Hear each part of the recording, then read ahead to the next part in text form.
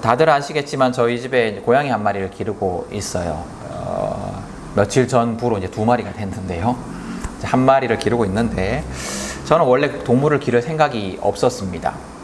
왜냐하면 예전에 이제 저희 집에 강아지를 한 마리 길렀었거든요.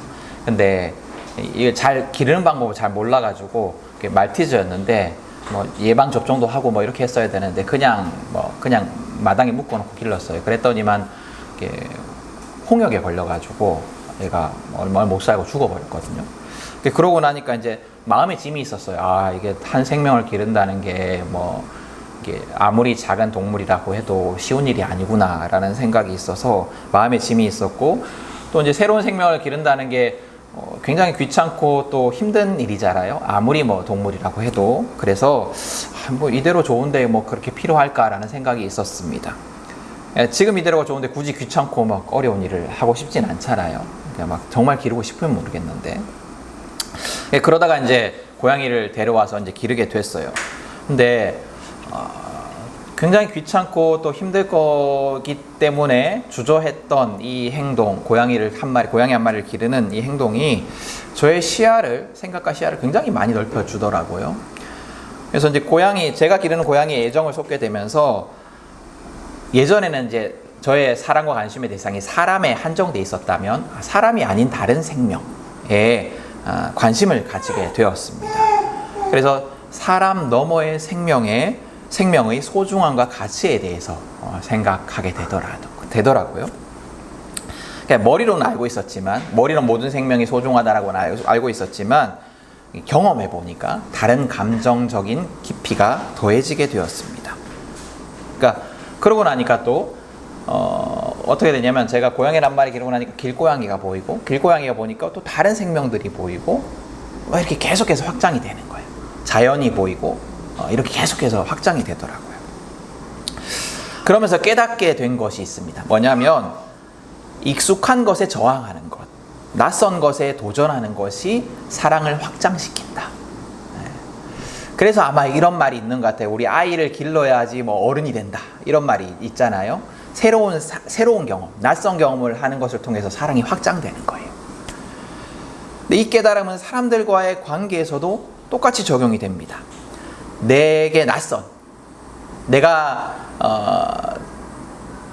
전혀 주변에서 만나지 않았던 이런 사람들, 나와 상관없던 사람들과 관계를 맺으려는 노력, 그 경험이 사랑을 확장시킵니다. 내게 낯선 존재를 이해하려는 노력이 사랑을 확장시켜요. 그래서 외국인, 장애인, 성소수자 등등 우리와 전혀 상관이 없다고 생각하는, 나와 낯선 존재라고 생각하는 이런 사람들을 알려는 도전, 우리에게 익숙하지 않은 존재들과 함께 하려는 도전은 우리의 사랑을 확장시킵니다. 낯선 것에 도전할 때 얻어지는 확장이라는 깨달음은 신앙에도 적용이 돼요. 우리에게 익숙한 신앙의 공식들이 있습니다. 믿음의 모양들이 있어요.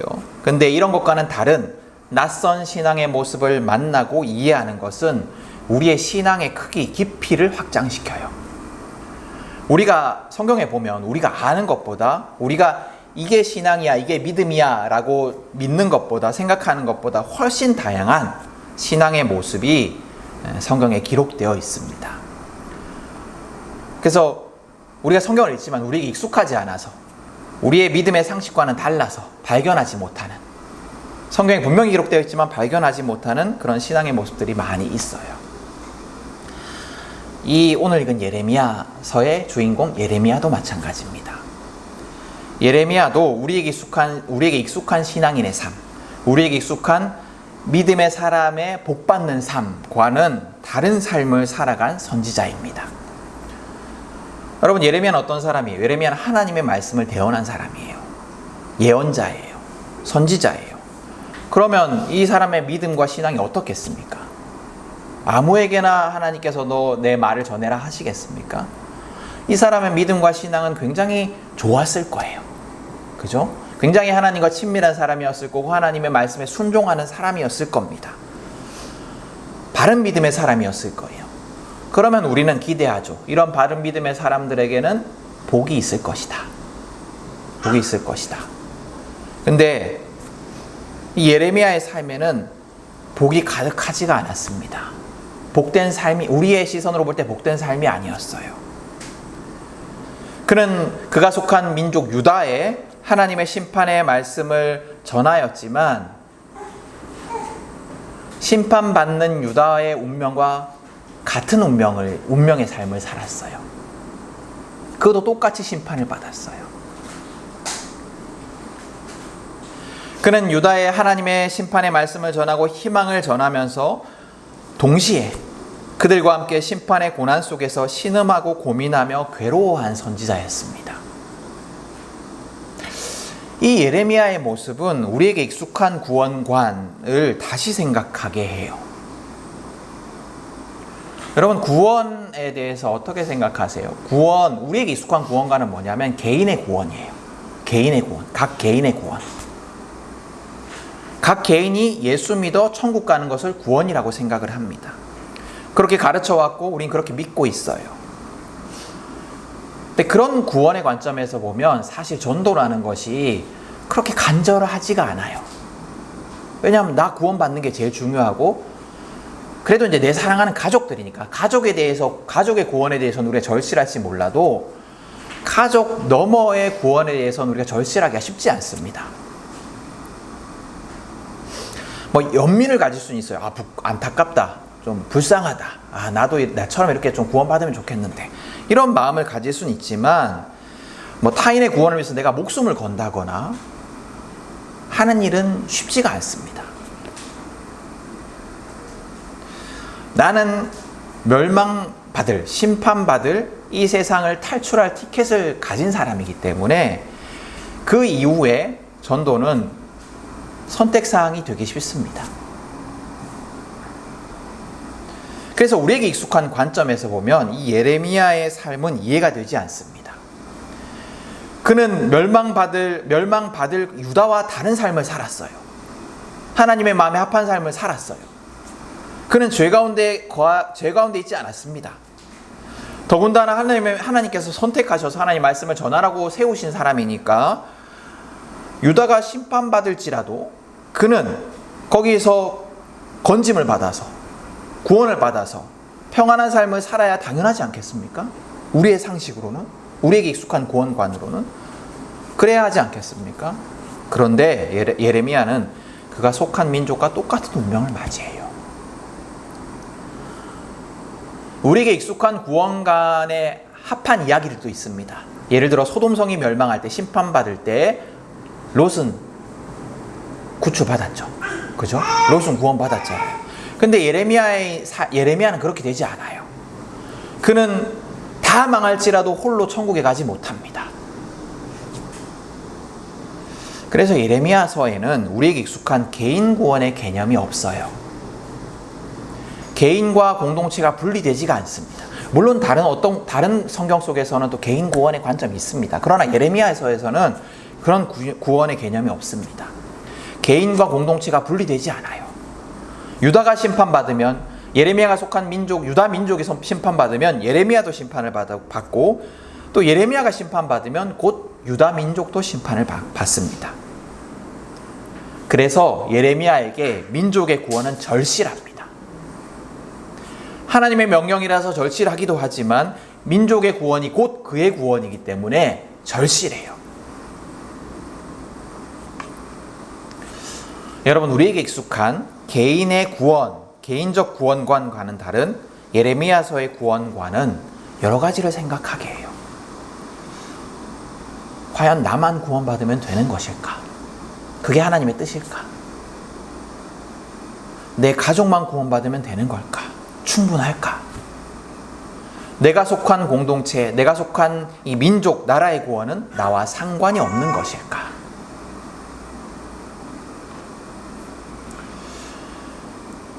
이 예레미야는 자신에게 맡겨진 사명, 자기가 속한 유다 백성에게 하나님의 심판과 회복의 말씀을 전하라는 사명에 절실합니다. 그 이유는 첫 번째는 하나님의 명령이기 때문이에요. 그리고 또 민족의 구원이 곧 그의 구원이었기 때문입니다. 예레미야에게 그가 속한 민족이 죄에서 돌이키는 것은 자기가 사는 방법이기도 했습니다. 그러나 이것만이 그의 절실함과 열심의 이유의 다는 아니었어요. 예레미야가 열심을 다해서 간절히 유다 민족에게 하나님의 말씀을 전한 이유는 이것 외에도 하나 더 이유가 있는데, 그 절실함의 동기는 뭐냐면 하나님이 주신 희망이 있었기 때문이에요. 하나님이 주신 희망이 있었기 때문이에요. 하나님이 유다를 완전히 버리지 않으시고 심판 후에는 반드시 공평과 정의의 나라로 회복시켜 주시겠다라는 그 약속이 있었기 때문에 예레미야는 그 약속을 붙들고 희망을 붙들고 간절히 하나님의 말씀을 전할 수가 있었어요. 여러분 생각해 보십시오. 아무런 희망 없어요. 그냥 망한대요. 그럼 뭐가 하다가 지치겠죠, 그죠? 희망이 없는데요. 그러나 하나님께서는 희망을 주셨어요. 확실한 희망을 주셨기 때문에 예레미야는 그의 사명을 더 열심히 감당할 수 있었어요. 예레미야서에 보면 하나님은 유다의 죄악 두 가지를 지적을 하십니다. 첫 번째는 뭐냐면 지도자들이 공평과 정의를 버렸다. 왕이 공평과 정의를 버렸다. 그리고 두 번째는 이방신을 섬겼다. 이방신을 섬겼다. 공평과 정의를 버렸다. 이방신을 섬겼다. 다른 것 같아요. 하나는 종교적인 죄악 같고 하나는 어떤 윤리적인 죄악 같아요. 그러나 예레미야서에서 이 두 가지 죄악은 분리가 되지 않습니다. 예레미야는 공평과 정의를 실천하지 않은 것을 우상 숭배와 연결해요. 밀접한 관련이 있는 것처럼 말을 합니다. 성경 있으시면 예레미야서 22장 앞장 22장 3절을 한번 보십시오. 하나님께서 뭐라고 말씀하시냐면 유다에게 경고하시면서 공평과 정의를 실천하고 억압하는 자들의 손에서 고통받는 사람들을 구하여 주고 외국인과 고아와 과부를 괴롭히거나 학대하지 말며 이곳에서 무죄한 사람의 피를 흘리지 말라. 이렇게 명령을 하십니다. 그리고 하나님의 명령에 순종하지 않으면 심판받을 것이다 라고 말씀을 하세요. 그리고 계속 이어지는 이야기 속에서 9절에 가면 그렇게 심판받아 망한 도성을 보고 사람들이 그들의 멸망의 이유에 대해서 이렇게 얘기를 합니다. 그들의 하나님과 맺은 언약을 깨트리고 다른 신들을 경배하면서 섬겼기 때문이다. 앞서서 하나님은 그들이 심판받는 이유가 그들이 공평과 정의로 통치하지 않아서다. 가난하고 약한 자들을 착취하고 억압해서다 라고 말씀하셨는데, 뒤에 오면 다른 사람들이 그들의 멸망의 이유에 대해서 뭐라고 얘기를 하냐면 그들이 하나님과의 언약을 버리고 이방신을 섬겼기 때문이다 라고 얘기를 해요.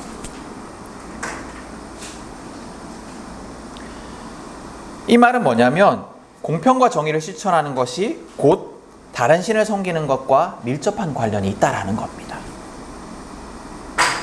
왜냐하면 공평과 정의의 삶은 다른 신들을 섬기는 일과는 확연하게 구분되는 하나님의 백성의 삶의 양식이었기 때문이에요. 하나님을 믿는 자들은 공평과 정의의 삶을 살아가야 했습니다. 그리고 이것이 이방신을 섬기는 사람들과 확실히 구별되는 하나님을 믿는 자들의 특징이었어요. 그럼 여러분, 이제 공평과 정의가 뭘까요? 공평과 정의가 뭘까? 그 중요한 공평과 정의가 뭘까? 22장 전체는 공평과 정의에 대해서 뭐라고 가르치냐면 약자를 억압하고 착취하지 않는 것, 약자를 억압하지 않는 것, 약자를 착취하지 않는 것, 이게 공평과 정의다 라고 얘기를 합니다. 이 말은 곧 또 무슨 뜻이냐면 힘이 있든 없든 모든 사람은 소중한 존재다라는 것을 기억하라는 거예요. 권력이 있고 돈이 있는 사람만 소중하고 존중받아야 되는 존재가 아니라 모든 생명이 하나님이 창조하시고 귀하게 창조하시고 하나님이 사랑하시기 때문에 소중하고 존중받아야 하는 존재다라는 것을 기억하라는 겁니다.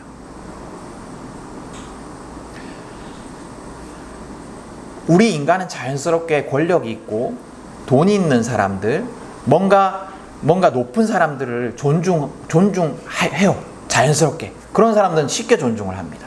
그러나 약자들, 가난한 자들, 뭔가 부족함이 있는 자들은 쉽게 무시를 해요.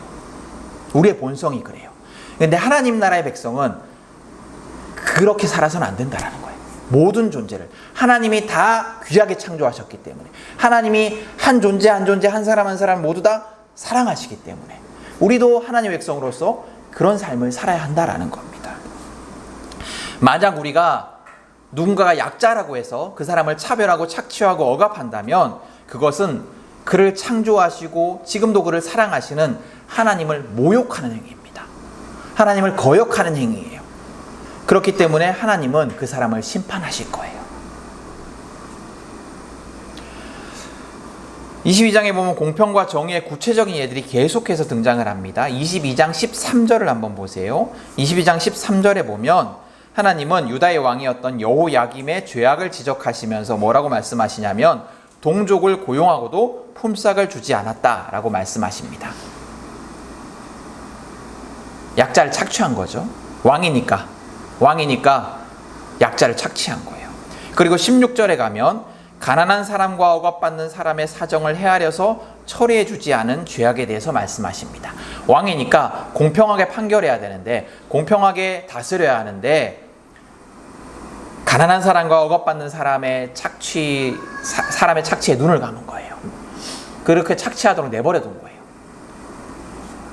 그리고 17절에는 불의한 이익을 탐하는 것, 무죄한 사람의 피를 흘리는 것, 백성을 억압하고 착취하는 것에 대해서 하나님이 지적을 하십니다. 예레미야가 처한 현실은 이랬어요.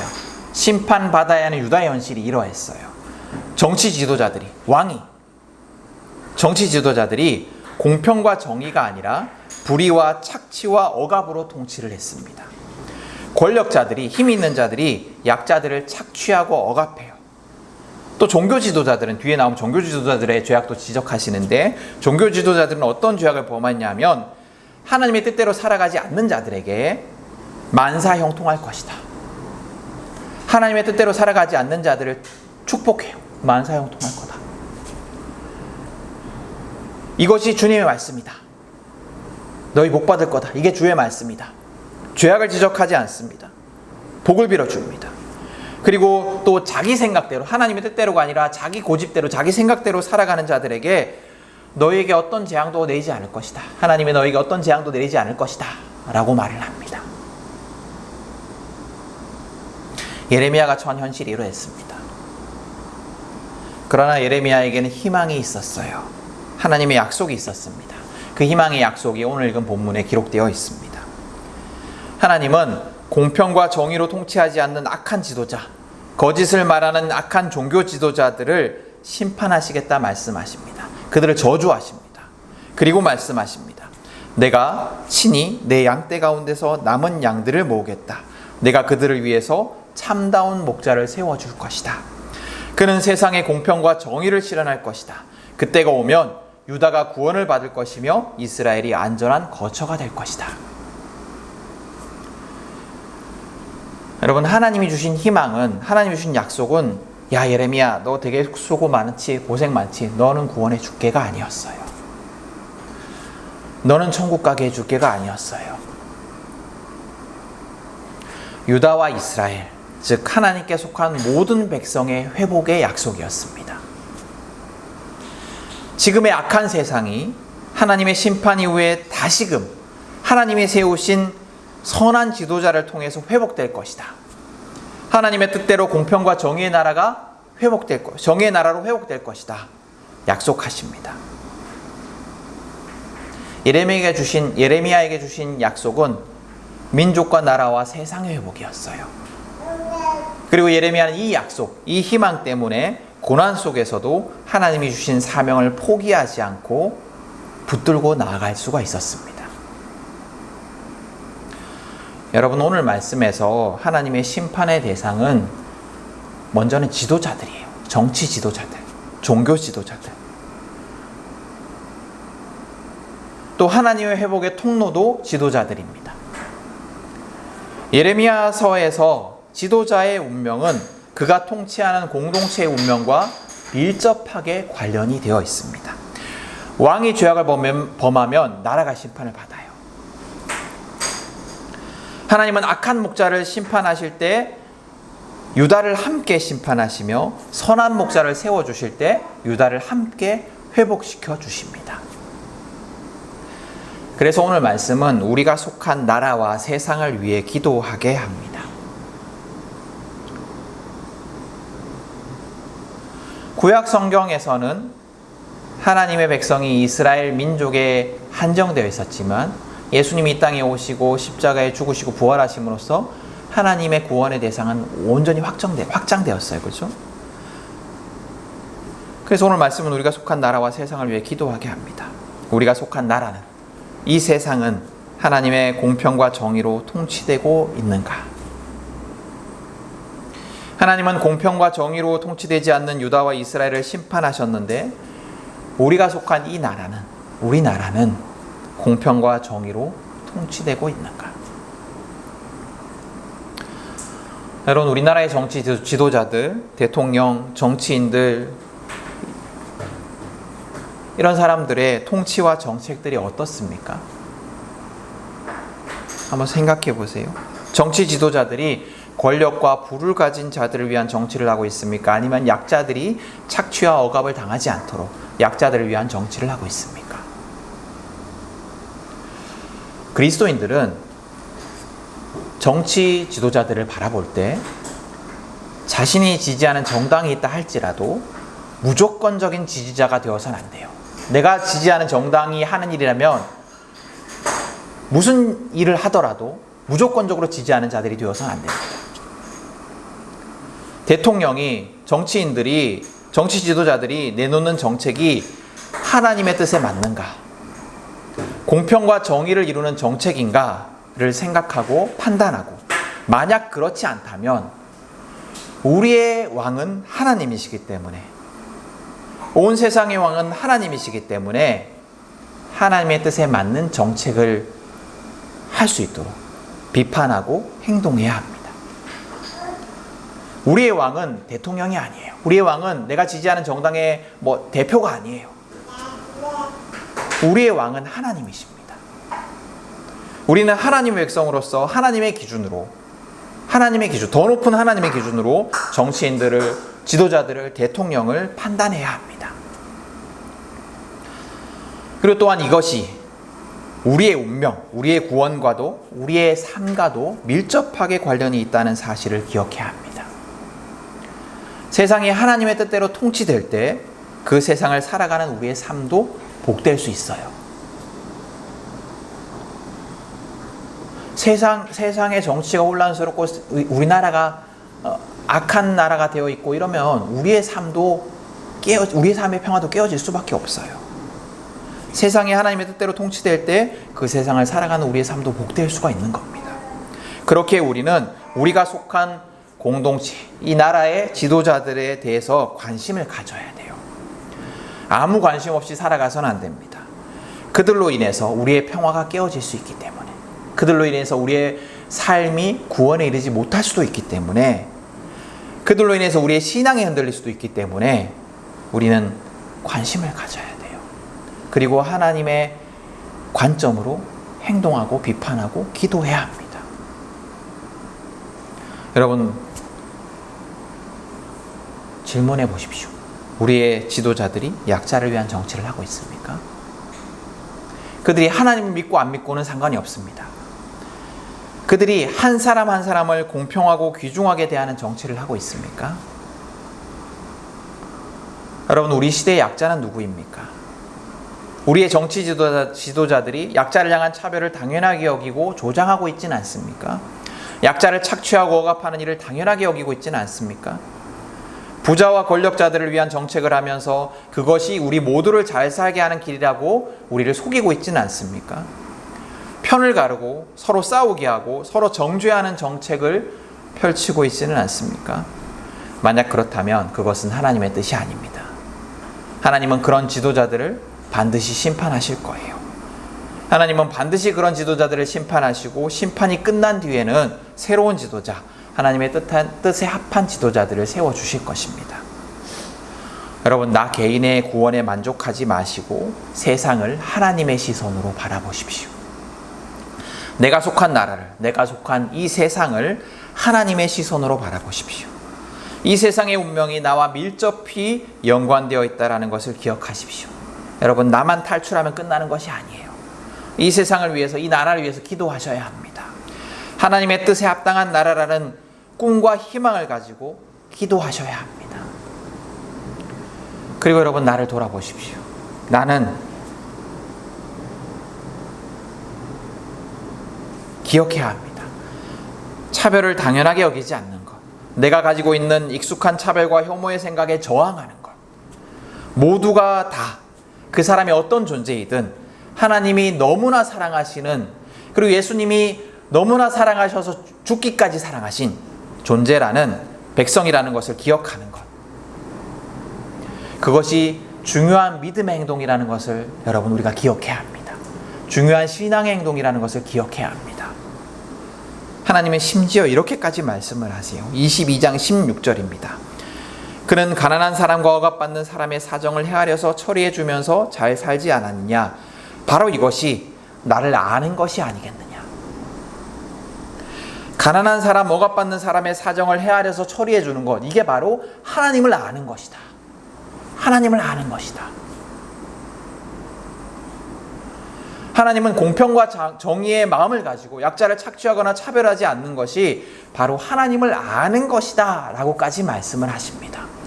가장 중요한 신앙의 행위라고 말씀하시는 거예요. 여러분, 공평과 정의의 삶을 살아가십시오. 그리고 이 나라를 위해서 기도하십시오. 이 나라의 지도자들이 공평과 정의를 실천하는 지도자들이 되기를 위해서 기도하십시오. 그리고 하나님의 관점에서 판단하고 때로는 지지하고 때로는 저항하십시오. 이것이 그리스도인이 해야 할 일입니다. 그리스도인은 개인의 구원만을 위해 신앙하는 자들이 아니다라는 것을 여러분, 오늘 말씀을 통해서 기억하시기를 바랍니다. 여러분, 예레미야의 삶과 오늘 말씀을 기억하십시오. 그러므로 우리 모두가 나의 삶을 돌아보고 지도자들을 위해서 기도하는, 하나님이 원하시는 공평과 정의의 사람이 되기를 간절한 마음으로 축복합니다. 또 그런 우리를 통해서 이 나라가 공평과 정의로 통치되는 나라가 되기를 간절한 마음으로 축복합니다.